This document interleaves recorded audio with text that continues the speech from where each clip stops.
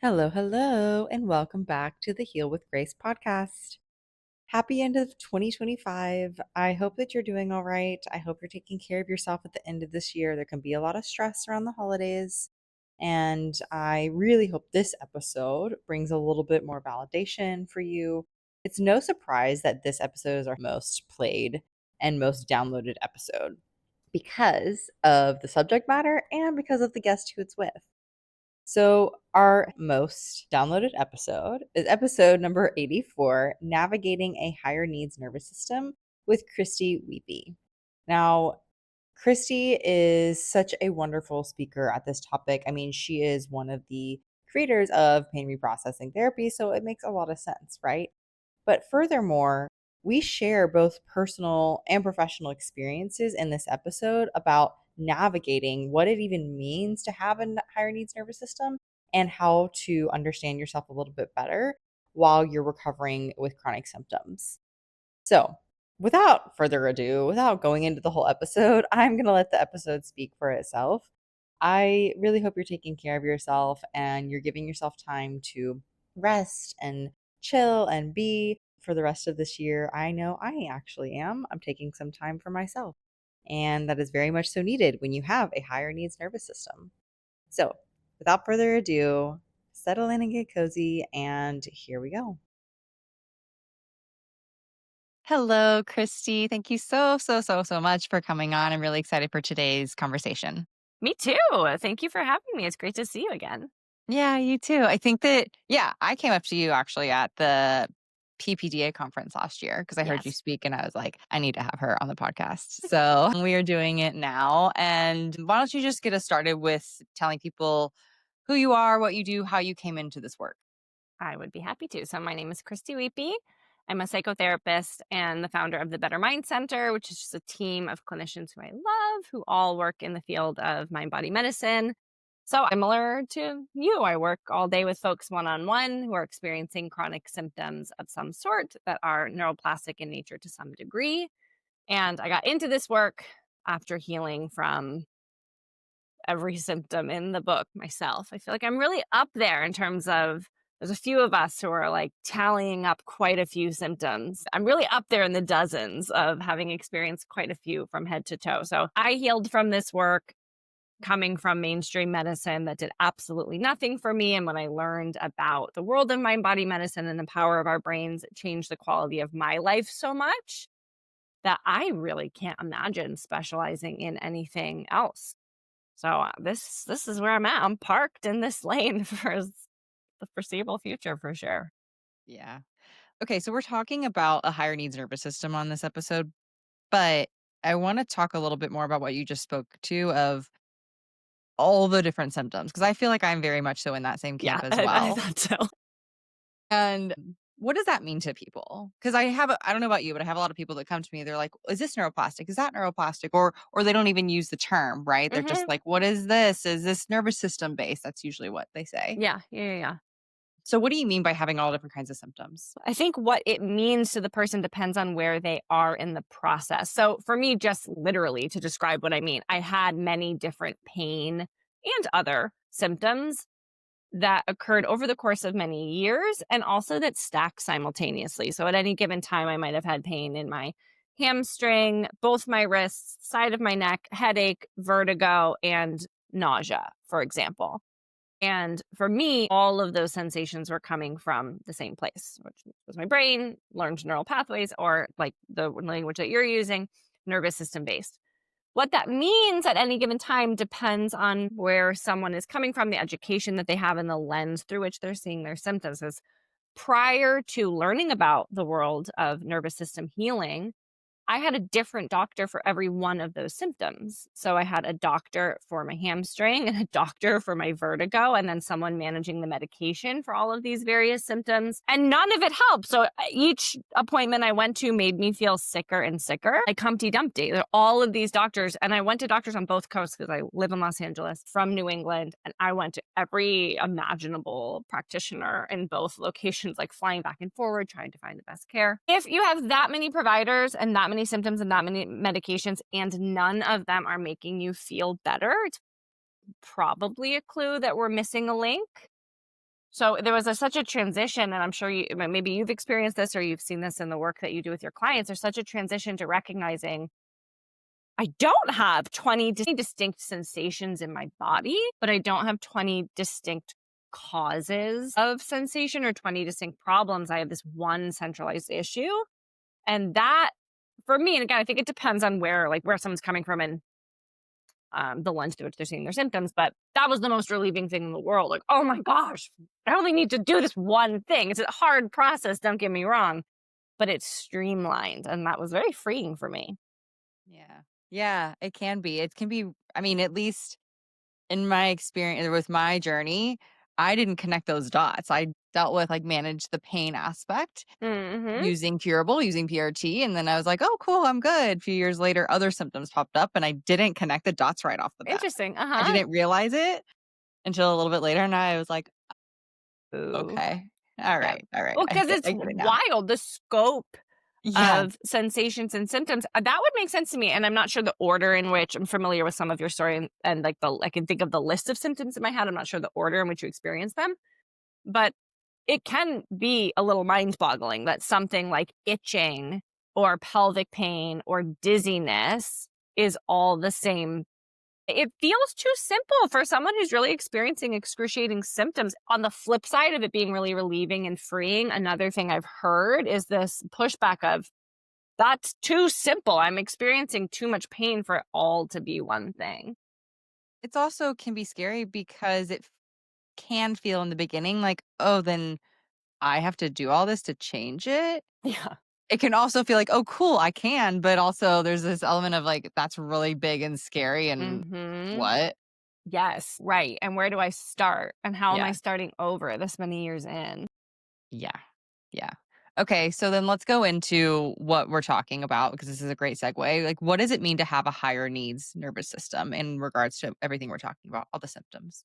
Need to be talking about this with you because I can't think of this is something on intra personally with myself thought Mhm. through and worked on or talked about with my own therapist, but I haven't gotten a chance to talk about it with another practitioner in the field. So I'm actually really excited to see what Yeah. similarities we might have. But for me, having a higher needs nervous system, or another way of saying this might be having a sensitive nervous system, means that on the bell curve, and I'm putting myself in this category, and a lot of us who experience chronic symptoms probably would put themselves in the same boat. On the bell curve, our nervous systems ask for more to recover. They need more to feel good, and they experience greater intensity from lower levels of stimulation than perhaps whatever the average is on whatever bell curve I'm referencing.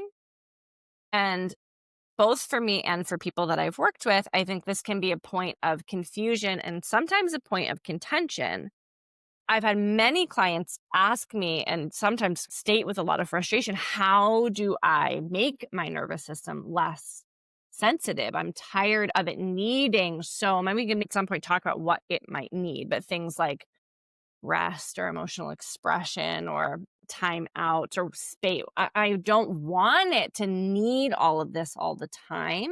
And so there's this funny place in the middle where I think we have some choice points to make around what we accept about the sensitivity of our nervous system, what we lean into and appreciate as this is who I am and how I am. And there's some strengths to be found from it versus I feel limited by the ways that my nervous system is sensitive. And there are some changes that I want to make to increase my threshold of stress or stimulation. So I just thought it would be a fun conversation to have in terms of Mhm. what does it mean to have a sensitive nervous system or a higher needs nervous system? And then how much of that do we embrace versus how much of that is worth shifting? Yeah. It definitely is a conversation that I've had with myself and reflected on many times because I Hmm. very much so resonate with that. Like I've always been a sensitive person, sensitive Yeah. nervous system. And I really do think there's a point where we can say, yes, that's 100% something you can work on. You don't have to live in a bubble, essentially. You don't have Yeah. to Yeah. be doing these things all the time Hmm. to just live, to just daily live. Right. And at the same time, yeah, what do we acknowledge as actually sometimes what I like to call a superpower and what we can really grab onto and be Yep. appreciative of. That can Mhm. take a little bit to get to, but Totally. I also think it's person specific. But I think, yeah, let's talk about, okay, what do you see as that choice point to where we look at it and we're like, this is something we can work with for sure. We don't have to be so tuned in all the time. Yes. The words that come to mind when I think of these two different camps of what do we want to embrace versus what do we potentially want to shift or change are container versus limitation. Like, if I have a positive relationship to the word container, like the idea of being contained feels really good to me. So, if there are ways that I am taking care of my nervous system that feel like it's helping me stay contained, that's something that I've developed a positive relationship with.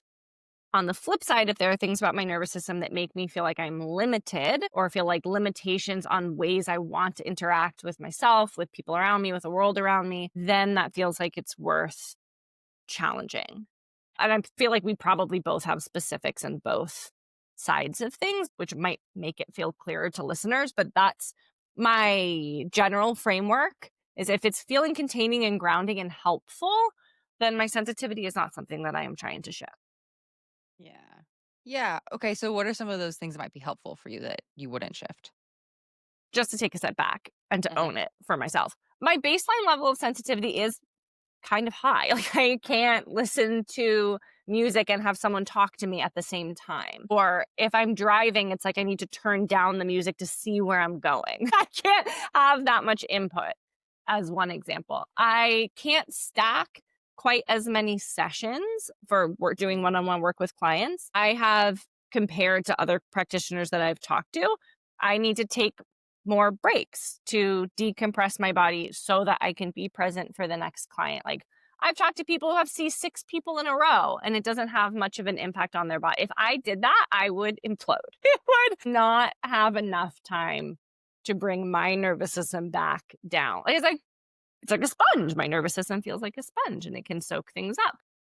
So that's another example of it. When I wake up in the morning, I can't immediately dive into whatever the task is. So if I Mhm. have to wake up and get ready for work, or I have to wake up and rally my kids for school, I need some time by myself with lower stimulation while my brain is in that sensitive morning place prior to doing any of those tasks. So I could probably think of 100 things that are specific to me that are indications of having a sensitive nervous system and that don't feel like limits to me. Those things feel like ways of taking care of myself that I'm not willing to part with. I just came back from a family trip. I had a bunch of them from a family trip. It comes up a lot when I'm traveling. I need a space of my own. Doesn't need to be a whole room. It doesn't need to be a dedicated anti-stimulation room for me. It doesn't mean I need to like live in a palace when I'm on vacation, but I need somewhere I know I can go each day where I can close the door and not interact with someone when I am out of routine. When I'm on vacation, that's a non-negotiable for me. I also need movement when I'm on vacation. It's not my regular routine. I'm not going to my regular gym, but I know I need to move my body. So there really are, if I just sat here, I could talk your ear off on a bunch of things that come to mind when I think of these are ways that I take care of myself. But they feel like that. They feel like taking care of myself. Does that make sense? And do you have a bunch of those? I mean, I could probably say everything you said. Yeah. Yes, pretty much. And they've become like taking care, supportive to me, helpful. Hmm. I love that. Like in the mornings, I have very much so pride in myself because it feels good and helps me. There's no way I could wake up and even an hour later go straight into seeing a client or work or something. That just isn't going to feel great to me. And I feel my best when I do things for myself and set myself up for the day. So, yes, definitely. And I think that's come over time of really understanding, practicing and being aware of, okay, what is too much and what is supportive. That takes time to figure out. But the more you have experience of, like, I've played with the amount of sessions a day Yeah. many Yeah. Yeah. times, Yeah. right? Like, Yep. that was too much. Okay, I'm going to scale back to this. It Hmm. also changes depending on what's going on in my life. and what's happening, right? Yeah. Yeah. So Yeah. Yeah. how full is my life? How active am I? How many people am I around? If I'm having a very chill week and I don't have much else going on, yeah, maybe I wouldn't feel as bad seeing more sessions in a day or something like Mhm. that. So it is dependent, but there's definitely some parameters of this feels good to my nervous system because, yeah, I am more in tune with the world. I'm more in tune with Yeah. people. I pick up on Mhm. things. I am that sponge more, Yes. Yeah. right? So then how can I support that instead of feeling like, "Oh my gosh, I hate that I have to do this." And don't get me wrong, there's been those times for sure where I'm like, "I'm over this work. I don't wanna do it anymore." Yeah. It's hard work. Mhm. Yeah. But over time, understanding those nuances, Mhm. I mean, helps me be in my life so much more, and it's Yeah. enjoyable.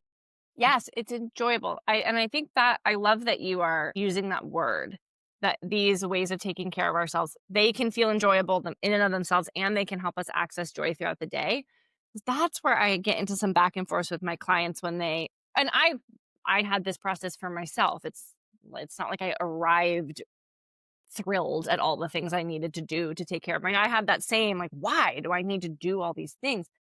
But I'll have clients who say, like, "That's a lot." All those examples you just shared, Christy, like, you'd get a lot more time back in your day if you weren't doing those things. Like, my partner just hops out of bed and gets into work. Like, how is that not objectively a better way to live? Like, you have to do all this stuff. They don't need to do all this stuff. And I've had some ping pongs with clients in that conversation. And what it comes back to for me is this is like a gravity problem. We are not going to solve it. I can't suddenly just start floating through air and be anti-gravity in my body. It's not an option. I can't change the fact that I am a sensitive person, that I have like more mirror neurons in me than the typical person, that I am that sponge. And this might be an opinion, like, maybe other people feel differently, and again, there are things that can shift, and we can talk about that too, but in my opinion, it's not something I have had success foundationally changing about myself, and it feels confrontational to myself to make that a goal. So if I wake up every day and I see my partner hop out of bed and just get right to work and feel full of energy, and I know that that's not within my access, spending time comparing myself to someone who doesn't need that does not feel compassionate to me. It just is creating this gap where I feel like I'm failing. I feel like it's some part of recovery that I haven't accessed. And that is fueling a pain, fear, symptom, fear, nervous system cycle in and of itself. So it's not that I don't understand the feelings of frustration around needing to attend to our nervous systems in this way. It's what I call a gravity problem. Like, my body won't float through air and defy gravity, nor will I wake up in a body that is less sensitive to stimulation, feelings, vibe, everything of the micro environment around me, and in many ways the macro environment we're living in. I would even argue sometimes, maybe not 100% of the time, but sometimes the people that do get straight out of bed and go into work, I think they have some stress going on. They don't Probably. always seem super happy. Do they get 2 hours in and they're like, "Oh, this day's long already." I mean, they're Totally. stressed out too. Yeah, It no just may one's not show up like it might in those of us that have Mhm. chronic symptoms and mind body. I love that you said that. It's so true. Like, no one gets off totally free. Like, something everyone has their and that's the thing I think about all the time too. Like, and I'm curious if you actually have an answer to this or if you ever thought of it. Like, would you choose for your stress to show up differently? Like, would you choose for it to show up in numbing yourself out? Would you choose for it to show up in some sort of addiction or compulsion to work, or like, we can't change it. But Right. sometimes I think that I'm like, my answer is no. Even though it's been a painful ride, literally, like, I would not change how clear the communication is. That's a great question. And that's hard. I mean, you're right. It's hard to answer because I don't know. I don't know the other. Is the grass always greener, or I have no idea because Mhm. a lot of those other things, addiction, like whatever it is, sounds really hard Really too. And like you hard. said, not always known. Like it might take a really long time for someone to come to, if you will, and look at it. Yeah. Whereas, yeah, with us, it's like, hello, it's right off the Right. bat. Our body's Right. talking right to us. Yeah. Yes. Yeah. Yeah. And I Yeah. find that really helpful. And there's so many lessons and metaphors. And I love myself so much more because of everything that I've learned throughout it, which Mm. helps me enjoy my life Yeah. more Yeah. and enjoy taking care of myself. Yes. Yeah. Yes. I love that you keep bringing it back to the joy in taking care of yourself. It really can feel like that. Really, like when I think about not getting access, and maybe this is also where the limits, like we can chat a Hmm. little bit about the limitations. When I think about not being able to attend to myself in that way, like needing to rush through my day or apply those old perfectionism standards that I used to, like, I used to live in discordance with the needs of my nervous system, right? Like, probably all of us did. That's what our symptoms were telling us. I used to just blow past them, like blow past my limits, blow past my needs, and it was awful. This just works. This just works better to be more Hmm. mindful and attentive. And a lot of it is just watching input. Like I can only tolerate so much input of like lots of things, stimulation, feelings also, just like how much I'm affected by other people's feelings or nervous system activation. Like I might hit a limit sooner than other folks. Yeah. And by understanding that limit, then when you are seeing people, whether you're a therapist or not, right? If you identify as someone who's impacted by other people and sensitive Mhm. to emotions and can read the room really well, but then get overwhelmed easily, us understanding that and taking care of ourselves, we can be in it more. Yeah. Yeah. Yeah. Big Yeah. time. Yeah. Okay. So then let's talk about, what do we mean by limits, by limitations, and Okay. how does that So look? I want to be mindful that everyone's limits are going to be different for a variety of different reasons. But one of them is people's goals are different. So let me think of an example in my real life. A long time ago, when I was working at another group practice, we wanted to expand the practice. So I was a therapist. I had those sets of skills. I'm pretty comfortable with people one on one. And it was tasked to me by my supervisor to go out and to other physicians, practitioners in the neighborhood of the office to try to form new relationships, which sounded great in theory. I definitely want public education around nervous system healing. So I was like, yeah, totally. I want to spread the word. I tried this for about a month and I had raging anxiety every single day of it because I had to walk in to like a busy office in Beverly Hills of people I don't know, go up to the receptionist and like pitch like, hi, I'm Christy from down the road. Can I bring you lunch one day? Um, that sort of interaction where I don't have it like that, it requires small talk and some degree of charm and like schmoozing and knowing the rules of engagement. I was so bad at it. And I remember it took me, I knew I felt anxious after a month, but it took me about 3 months to go back to my boss and say, I am not going to do this role. But there was a choice point for me where I remember thinking to myself, this is important. This is not just to like make new buddies in the like in the professional neighborhood. We want to be able to help physicians understand what nervous system healing is. So I want to be able to do this task theoretically. So it was a choice point. Like, is this something where I need to build my anxiety for? In some ways, it's conflict, right? Because like the person that I'm encountering doesn't necessarily want me to interrupt their day. So I feel like a burden. I feel like I'm annoying them. Like I go into my head.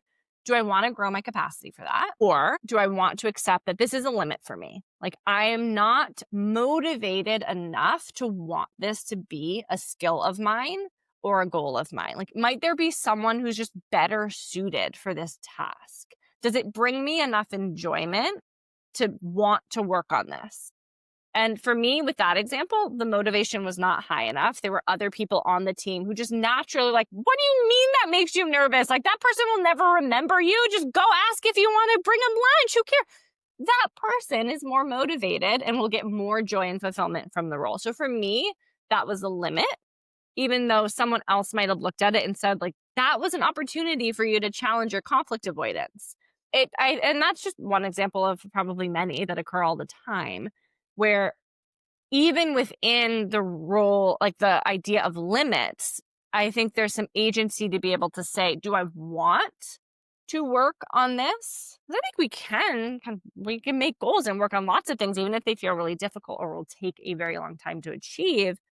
And you have to ask yourself, am I interested in climbing that mountain? And if the answer is no, I think that's okay. And that might be different from another example that is probably too well known in this space. I was really afraid of flying for a long time. And that did genuinely feel like a limit because I wanted to visit family and attend work conferences out of state. And it elicited a lot of fear in me that could have been in some other season or different version of me that might have been a limit. Like, I don't want to fly. It's too upregulating for me. I'm not finding enough traction there. That was a place where I pushed myself because my motivation was very high. It was absolutely, I couldn't imagine not leaving the state. I had one very scary flying experience that like impact. I was like, it is possible for me to stack corrective experiences and heal from this. So, two totally random different examples where either way, I think it wouldn't have. I just think the person gets to decide, is this a limit? And you want to say, can't, it's a boundary, or I don't want to put effort into changing this, or is this an area of growth for me? Yeah. And so with nervous systems that are a little higher needs, more sensitive, if you will, yeah, we can make those decisions. Hmm. How much do we tune in and shift some of the limitations, and how much do we not? And I think this is important to note because it's not overall inherently a bad thing to have a sensitive nervous system, where I think sometimes it feels like that, right? Like, well, if I can't do all of these things, it's bad. I'm not like this other person, like you were talking about comparison, right? Hmm. So I think there's this back and forth of what is what's impacting me and what's not, which is, Yeah. yeah, Yeah. exactly what Yeah. you're just Yeah. saying. Yeah. Yeah. Yes. And they can be way, just to name it, because I'm in a different place right now than I was 10 years ago when I was in the throes of really intense fear. Like, someone listening, your push point might be, I really want to go to the grocery store and it currently feels like a limit because of fear, anxiety, sensations, pain, dizziness, like that. They can be more daily or quote unquote smaller. Like, I want to be able to expose myself to the grocery store is absolutely a worthwhile endeavor to take a look at. And that for some people might be, on depending on where they are, a growth point because it might feel really important for them to feel capable of being able to do that for themselves. And at some other juncture, that might be a limit. Like, that might be beyond where you are that day or that step. Yeah. Yeah, and the more too, we have to recognize the more that we do start expanding our what we say safety in our nervous system, maybe Mhm. the more things that we approach. But when we Yeah. recognize we're very overstimulated and in stuck fear response, yeah, it's going to look different than maybe where both of you and I are now Yeah. of expanding our Totally. limits. Yeah. Totally. And I'm glad you brought that up because this is where the idea of approach and avoidance with limits is so important. And I can hear a Hmm. PRT lens here. Hmm. There's a difference, in my opinion, between respecting your limit and respecting your boundary and respecting your wants and your goals versus allowing your anxiety to be the only thing that's fueling your decision making. And I'm guilty. We are all guilty of this. I think at some points I certainly have been. So it's okay if someone listening resonates with this and feels like anxiety rules all of my decisions. That the fear brain really takes precedence when it's on. So you're in good company if you're experiencing this, but that's where I'd want to help a client challenge. It might feel like a limit because your anxiety is too high to go through that experience right now. And I'd like for the decision making to come from a place of groundedness or want or preference, as opposed to the decision making solely being based on fear, because that's when limits can become really all encompassing. Like, if we start avoiding the grocery store, we might start avoiding any interaction with neighbors. We might start avoiding leaving our house. We might start avoiding leaving our living room. Avoidance is contagious. And the more that we avoid things, the more that our brain codes all of those things as dangerous, and anything even like them or associated with them as dangerous. And that can become like a very fast moving snowball. Yeah, which I'm pretty sure a lot of people listening to this can resonate with because a lot of people end up having a certain symptom, or a great example is like food sensitivities. There's been a Yeah. couple, and then you're told that, oh, these other things are bad. And so then you become more sensitive to those. And especially with food, it's a huge snowball effect because there's so much fear Yes. around it. Yes. I'm really glad you brought up that specific because that makes it way more tangible. Same with movement. Like if you have Mm. pain Yep. and bending to your right causes pain, then it might become bending to your left. It might become anything with squatting. It might become anything with any sort of rotation. And that is, so it's not your, thank you so much for naming that. It's not necessarily always experiences or events, or it can be something within your own body that you're either avoiding or that feels like a limit or a growth point. Yeah. Okay, so maybe use one of those examples. How do we know what's something to expand our growth in and Hmm. what's something to maybe it would be too much at this time for our anxiety or fear? Okay. I have a couple of thoughts on that. The first would be back to this idea of what's driving the decision. Anxiety is going to be in the mix no matter what. We're dealing with Yeah. nervous system regulation. But what's driving the decision? Is it purely fear and anxiety? And is there any way we can parse out fear and anxiety from preference or want?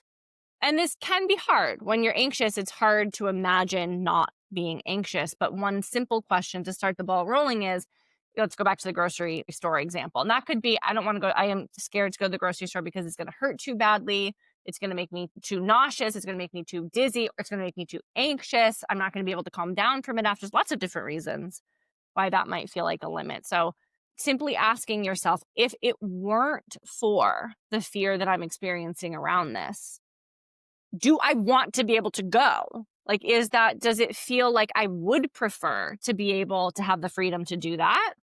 Or do I not really care? It's like, "No, my partner does all the grocery shopping. Like, that's not really, I'm not super motivated to climb that mountain."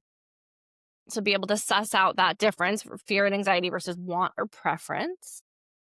And then if you do decide, yeah, I actually do think I would want to do that if it weren't for the fear, that doesn't necessarily mean you have to choose that goal or you have to choose it right away. So you might recognize, okay, this is something that I want to work on. And there's a possibility it could be above your threshold and you'd have to work up to it. And basically anything that you're working on can be broken down into smaller steps.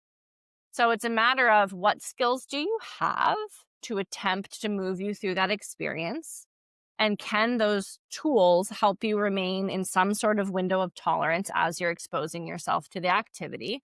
If the answer is yes, then absolutely you can push yourself into discomfort while using tools to regulate, while recognizing if the tools are falling short, not because you're doing them wrong, not because the tools are ineffective, just because that's where you're at in that stage, that day, or that season. If while you're doing the experience, you're entering a state of true distress or terror or panic that you are not able to regulate down from, that's not corrective. That's if you finish that experience and then ask yourself, am I motivated to try again? And the answer is no, that was absolutely terrifying. I did not feel any lick of empowerment. Doesn't mean you can't do that goal, just means we're going to break it down into a smaller step. Yes. I'm so glad you mentioned that. The idea that there's going to be anxiety, there's going to be some fear, there's going to be uncomfortability because you're shifting Hmm. something that is really scary, could be really scary for your body, right? Your Yeah. nervous system. So, yeah, there's going to be that, but it doesn't need to be this insane amount of fear and anxiety and is just like a horrible experience. Yeah. Yes. That's a very big difference. Yeah. Yes. Yeah. Yes. Okay. Okay. I'm not shifting necessarily a little bit, but along this line of, I thought about this question. Can working on yourself actually backfire with Hmm. someone with a higher needs nervous system? Like, Mhm. can we do too much? That's too much for ourselves, too much work. Yeah. You mean in terms of the goals that we set? Yeah. Because I'll say this too. We know a lot of us come with perfectionism tendencies and high achievers and like wanting to fix it and get better. Hmm. Right. And so when we recognize there's some sensitivities, at least I've seen this a couple times where people are like, okay, well, I'm going to change that. Right. Yeah. I'm Yeah. going to Yeah. push past it all and Yeah. make me better, fix it. Yep. How does Yes. that What a cool question. backfire?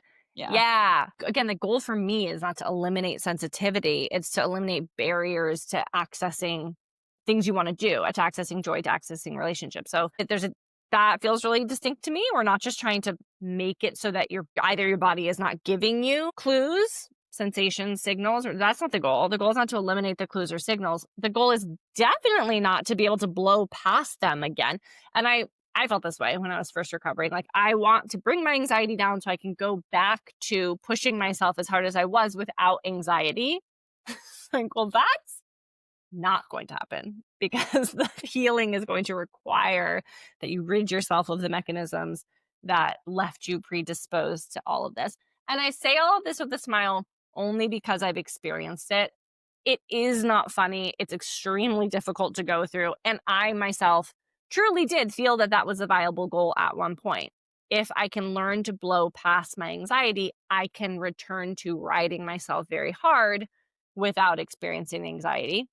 I, for one, have never a single time working with whatever hundreds of patients, I have never seen anyone accomplish that goal. I have seen people hold on to that goal and pause the process, though. I have heard that just be for them to feel so upset by the fact that they really will have to shift these parts of themselves that they just decide they're not ready to continue healing right then and there. Yes, I'm glad you brought that up. That is definitely can be part of the process of realizing maybe I don't want to do this right now. Everyone has their own timeline, Mhm. everyone. And also, I'm glad you mentioned it's not about getting back to where you were. That's what so many people say. Mhm. Cause yeah, it makes sense. You've realized you've tracked over the past few years, all of a sudden you have all these symptoms and you just want to feel like yourself again. Yeah.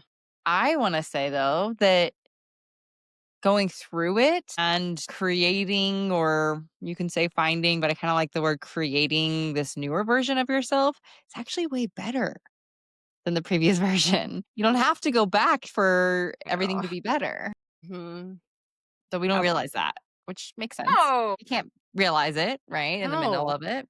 Yeah. No, I'm so glad that you said that. And you can't imagine if it's a state that you've never seen before and perfectionism and putting pressure on yourselves and all of those personality traits that we stack on people. Like, again, they're learned, they're adaptive. You didn't come into this world saying, like, I'm going to drive myself so hard that I push myself into chronic symptoms. Like, nobody does that. And yeah, I have this conversation a lot. And it was huge for me. There's something about recognizing that we are all pretty much average at most things that is a huge access point to self compassion and a huge challenge for people who are used to viewing themselves as exceptional and creating exceptional work and working exceptionally hard and blowing past the needs of your body in an exceptional way. Like, if you are the person who always gets an A plus, even on an exam that's designed to flunk you, or you're the one who is the last person to leave the office every single day, and everyone says, like, well, whoever, like, they got no limit.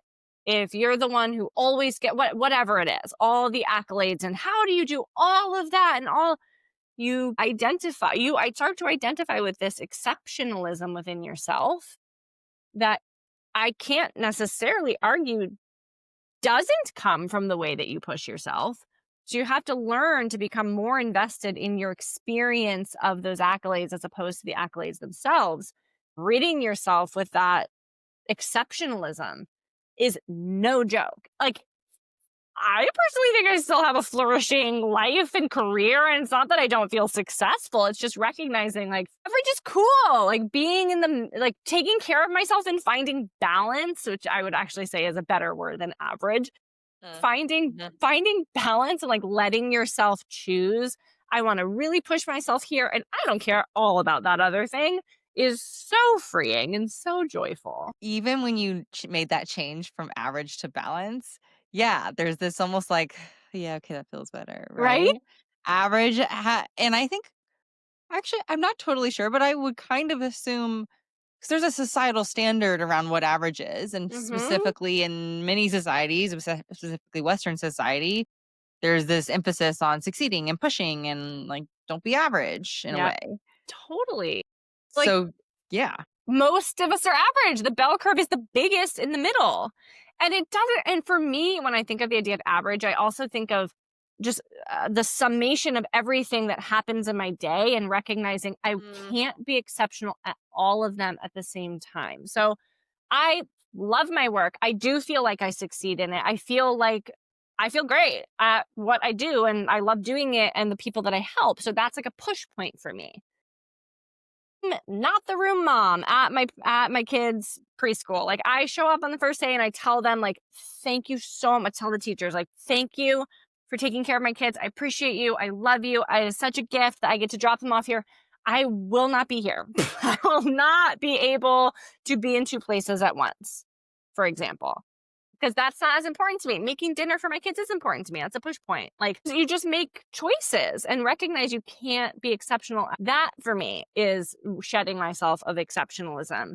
I don't think anyone can do all the things all out all the time. I used to think that. I burned myself to the ground trying. Yeah. Yeah. That came up for me a lot when I just first opened a private practice and I was listening to like business podcasts and building a practice and things like that. And I remember someone talking about you can't have all of your buckets in life, partnership, business, social, health, like they will not all be perfect at the same Yeah. time Yeah. Yeah. and very similar. Right. And we could even talk about that in terms of, especially when you're in the beginning or the middle of your journey with symptoms and you might have this like whack-a-mole of symptoms, like one pops up, the other pops Mhm. up, right? We do kind of have to sometimes we work on one and then we kind of move Yeah. to the other. It's all very similar, right? Like Yes. it can't always be Yes. perfect. Yeah. Yeah. And things heal at different times and they shift at Exactly. different times. Yeah. Yeah. Okay. So, as we're looking at nervous system sensitivity, really as we're seeing it like as okay, we didn't use the word power, but there can be a lot of power in it, right? When you Mhm. can recognize yourself as being tuned in, and if you like the word tuned in instead of sensitive, sensitive can sometimes come with a Hmm. negative connotation, if you Yep. will. I don't think you and I feel that way right Uh-huh. now, but probably have in the past. Totally. And then also recognizing that that doesn't have to be limits. You don't have to have limits on your whole life because you Yeah. are a little bit more tuned in. Maybe you need a little bit more throughout your day to understand that balance. Mhm. That I think this is just a really powerful episode. I think it's just very needed. Good. Yeah. I will, because it feels so powerful when you're living it in action. Yeah. Yeah, and I like what you just said very much. It doesn't need to be it can be little things throughout the day that make a big difference to you, but that don't it's not like it doesn't actually take hours out of your life or drain you or make you so different from everyone else. Like, if I'm at a party for 3 hours and I'm the only one who needs to step out a couple of times to get fresh air and breathe, no one noticed. No one else recognized. For everyone else, I was at the party. And I leave feeling like I enjoyed it and everyone else feels like I was there. Because it's like drinking water. You take small sips throughout the day to stay hydrated. You're not just like guzzling out of a hose all day. Like, regulation is small sips throughout the day. Yeah. Yeah. I love that. Okay. Is there anything else around higher needs nervous system that you feel like is important to note as we're talking here? I would just ask, and this is, I mean, if someone told me this while I was still in pain, my eyes would roll back in my head. So I welcome all the eye rolls, but I just really invite patience as you are figuring out, what Uh, does it mean for me to have long-term maintenance of my nervous system? Because the things I did to help relieve pressure and pain and intensity and anxiety while I was in high sensation, they've changed. I do different things now. I don't use somatic tracking every day now. I don't need to meditate on a very strict schedule. I'm no longer practicing graded exposure with my body. The way I move is different. And I still move, I still meditate, I'm still tuned in. So it's a long process, a lifelong process of figuring out, what does my nervous system need today in this season, and can I accept that and recognize my joy and my comfort will be expanded if I recognize that these are simply things I need. I can't solve gravity. I can't solve my sensitivity, nor should that necessarily ever be the goal. Love that. Thank you. It does look different over time. What you do to help yourself, your practices, how you expose yourself with your limits. Definitely, we're not looking for rigidness. That's Hmm. not actually helpful, Yeah. right? Yes. Agreed. Yeah. But it is important to take that time if you need it or take that balance, figure out what that balance is. Absolutely. Yeah. Okay. All right. Thank you so much, Christy. Thank Really you. appreciate it. Where can people tune into and find you? Thank you. Also, Grace, this was really fun and I really looked forward to it, and it was just as enjoyable as I imagined. And people can find me and my team at bettermindcenter.com, and I'm on Instagram at better.with.christy. Thank you. Thank you.